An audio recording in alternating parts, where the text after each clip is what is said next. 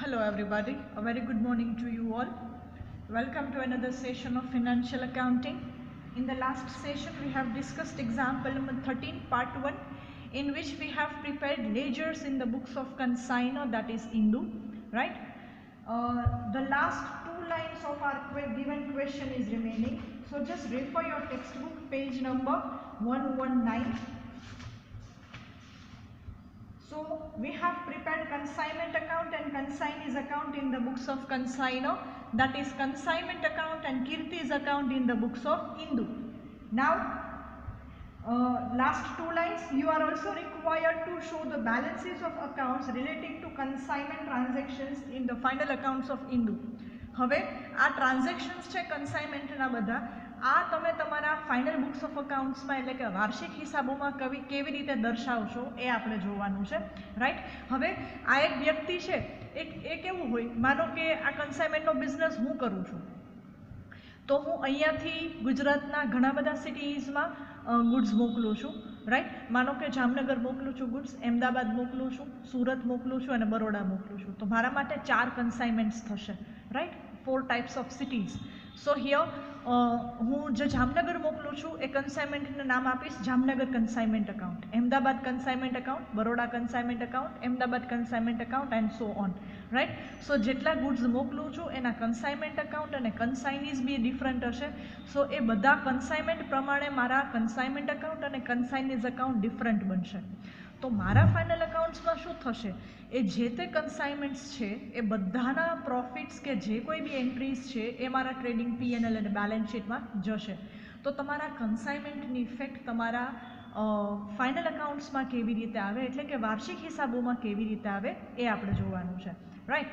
So let us have a look at it first and then will move towards consignors account in the books of consignor. So now this the balance of accounts in the books of consignor, right? Final accounts માં એની entries કેવી રીતે થશે એ જોઈએ. તો સૌથી પહેલા આપણે બનાવેલું છે goods sent on consignment account. આ ઘણા બધા એક્ઝામ્પલ્સમાં આપણને પૂછશે તો આ આપણે બનાવવું પડશે, રાઈટ? તો જો આની ડિરેક્ટ આપણે કમ્પેરિઝન કરશું કન્સાઇનમેન્ટ સાથે. હવે આનું જ કન્સાઇનમેન્ટ અકાઉન્ટ જોવું તો જો પહેલી એન્ટ્રી કઈ થઈ, જ્યારે ગુડ્સ મોકલી ત્યારે goods sent on consignment account with invoice price, right? 1,20,000. તો કન્સાઇનમેન્ટમાં goods sent on consignment debit side આવ્યું, તો goods sent on consignment accountમાં consignment account કઈ સાઇડ આવે, credit side as invoice price, right? Likewise C opposite side આપણે profit credit કરીએ છીએ. સો પ્રોફિટને તમે હજી એક બીજું વર્ડ બી યુઝ કરી શકો, રિઝર્વ, રાઈટ? ઓર પ્રોફિટ રિઝર્વ એમ પણ લખી શકો. સો ઓપોઝિટ સાઇડ આપણે પ્રોફિટ લખેલો છે 1000 યુનિટ્સ ઇન્ટુ 20 રૂપીસ. સો અહીંયા લખ્યું by goods sent on consignment account. તો આની જોર્નલ એન્ટ્રી શું થાય, goods sent on consignment account debit to consignment account.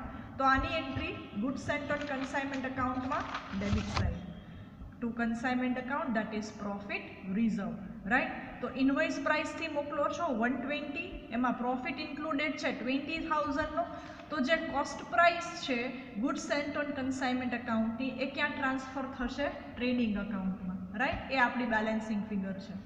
તો આની એન્ટ્રી થશે goods sent on consignment to trading account. હવે આની સેકન્ડ ઇફેક્ટ, ટ્રેડિંગ અકાઉન્ટમાં credit side at cost price. Don't forget, in trading account everything is written at cost price, not at invoice price, because જો invoice પ્રાઇઝે લખશો તો તમારો profit જે આવશે gross profit એ correct નહીં આવે, right?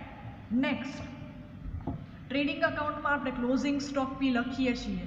So there as well closing stock with cost price. So invoice price minus profit. So closing stock છે તમારા કન્સાઇનમેન્ટ અકાઉન્ટમાં ઇનવોઇસ પ્રાઇસ 18,900 અને એનો પ્રોફિટ છે 3,000. સો 15,900 will be your trading account, your cost of closing stock. And next, કન્સાઇનમેન્ટનો profit જે છે, જે આપણે લાસ્ટ એન્ટ્રી કરીએ છીએ to general PNL account. So entry થશે consignment account debit to general P&L account, right? So P&L account માં credit side by consignment account, that is profit. Okay, so this is how you can prepare your final accounts. Now looking at the balance sheet, goods in transit એટલે કે હજી જે માલ રસ્તામાં છે એની વાત છે 10,500, ક્લોઝિંગ સ્ટોક 15,900 અને ઇન્સ્યોરન્સ કંપની ક્લેમ કે જે હજી રિસીવ કરવાનો બાકી છે, રાઈટ, ટુ બી રિસીવ્ડ ઓર યેટ ટુ બી રિસીવ્ડ ઓર રિસીવેબલ, કાંઈ પણ લખી શકો. તો આ ત્રણ આઇટમ આવશે બેલેન્સ શીટમાં. ક્લોઝિંગ સ્ટોક એટલે ફાઇનલી આ ક્લોઝિંગ સ્ટોકની માલિકી કોની કહેવાય? કન્સાઇનરની જ કહેવાય. તો આ ક્લોઝિંગ સ્ટોક કન્સાઇનરની બુકમાં રેકોર્ડ થશે. એવી જ રીતે ગુડ્સ ઇન ટ્રાન્ઝિટ, તો ગુડ્સ ઇન ટ્રાન્ઝિટ છે એ પણ શું હોય? એ માલ ભલે રસ્તામાં છે પણ એની માલિકી કોની કહેવાય? કન્સાઇનરની જ કહેવાય. તો એ કન્સાઇનર માટે અસેટ થશે, એ ભવિષ્યમાં એ ગુડ સેલ કરીને અર્ન કરી શકશે.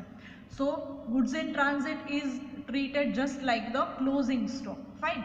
So these all are the balances of the final accounts of consignor. Consignment ની બધી balances final accounts માં ક્યાં ક્યાં show થાય એ આપણે જોયું. Right? Now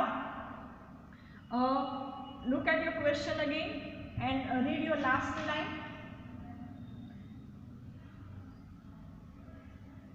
Sorry. You are also required to show the balances of account relating to consignment account and final accounts of Indu. Okay. Example માં ખાલી આટલું જ પૂછેલું છે. કન્સાઇનરની બુકમાં કન્સાઇનમેન્ટ અકાઉન્ટ અને કન્સાઇનીઝ અકાઉન્ટ અને કન્સાઇનરની બુકમાં ફાઇનલ અકાઉન્ટ્સની બધી એન્ટ્રીઝ.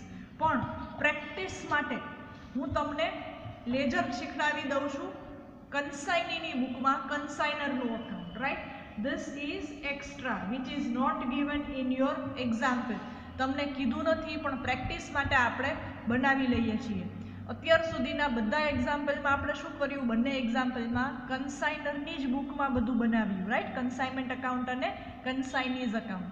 તો જેમ કન્સાઇનર એની બુકમાં બધા ટ્રાન્ઝેક્શન્સ રેકોર્ડ કરે છે, એવી રીતે જે ટ્રાન્ઝેક્શન કન્સાઇની સાથે રિલેટેડ છે એ ટ્રાન્ઝેક્શન કન્સાઇની પોતાના બુક્સ ઓફ અકાઉન્ટ્સમાં બી રેકોર્ડ કરશે. Right? So before starting with that, look at your textbook page number 50. There you have given entries in the books of consignee. Consignee ની બુકમાં entries કેવી રીતે આવે એ તમને આપેલું છે, right? See, number 1, when he gives advance to the consignor, એ જ્યારે consignor ને advance આપે છે ત્યારે entry થાય consignor's account to bank or bills payable. Next, when consignee pays the expense, so entry will be consignor's account debit to cash. જો consignee જ્યારે expense ચૂકવે છે ત્યારે એના માટે cash goes out, so credit what goes out, અને કોની પાસેથી રિસીવ કરવાના છે? એને consignor પાસેથી રિસીવ કરવાના છે. ઓકે, તો consignorનું અકાઉન્ટ એ ડેબિટ કરશે. consignor will become debtor for him, so એનું અકાઉન્ટ છે ડેબિટ થશે. Next, when goods are sold, so entry will be cash or bank account debit to consignor account. આ cash sales ની વાત છે અને credit sales ની વાત છે. debtors to consignor, પણ આમાં આપણને એવું કાંઈ જ ક્લેરિફિકેશન નથી debtors નું, એટલે આપણે ખાલી cash અને bank વાળી જ એન્ટ્રી લઈએ છીએ. સો ABCD એન્ટ્રીઝ તમે બરાબર વાંચી લેજો, આપણે નેક્સ્ટ એક્ઝામ્પલમાં યુઝ કરશું. Commission due on sales, so entry will be consignor's account debit to commission account. જ્યારે કમિશન મળવા પાત્ર છે કન્સાઇનીને ત્યારની વાત છે. When account is settled, so consignor's account debit to bank or cash account. Final amount જે છે એ કન્સાઇનરને ચૂકવી દેવાની હોય છે, so entry will be consignor's account debit to bank account. Okay, અને નીચે તમને લેજરનું પણ ફોર્મેટ આપેલું છે, પ્રોફોર્મા એટલે કે નમૂનો આપેલો છે, તો એ પણ જોઈ લેજો. તો હવે આપણે આપણા ટ્રાન્ઝેક્શન્સની વાત કરીએ એક્ઝામ્પલની. Read the example once again which is on page number 119, starting from the beginning.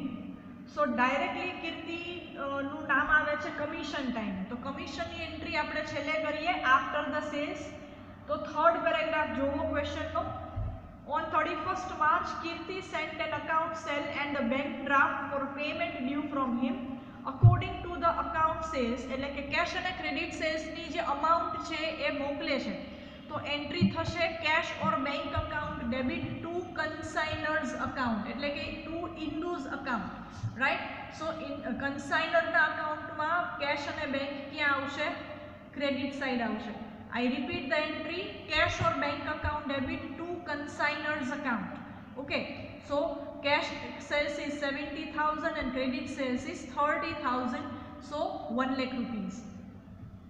પછી એન્ટ્રી આવે છે કન્સાઇનીએ સર્ટેન એક્સપેન્સીસ પે કરેલા છે so entry consignors account debit to cash account all the expenses at 3150 અને લાસ્ટ એન્ટ્રી આવશે કન્સાઇનીના કમિશનની. Okay, so commission is regular commission એટલે કે commission on total sales 10,000 and del credit commission is 1,500. So commission will be 11,500. So the entry will be consignors account debit એટલે કે Indus account debit to commission account 11,500 and lastly 85,350 amount તમારી આવશે.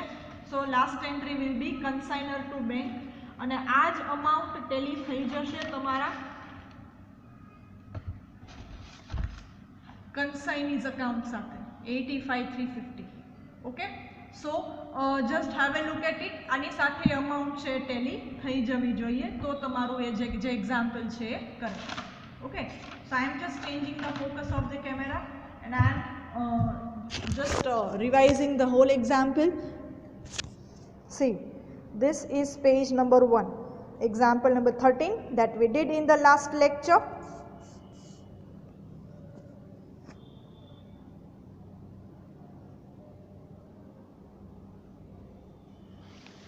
Page number 2,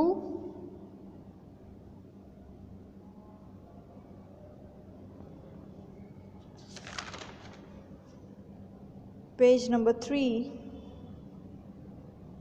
working notes, page number 4, number 5 and number 6.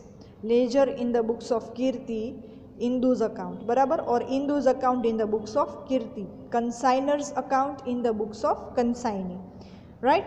In the next lecture we are going to solve another example like this. Thank you all.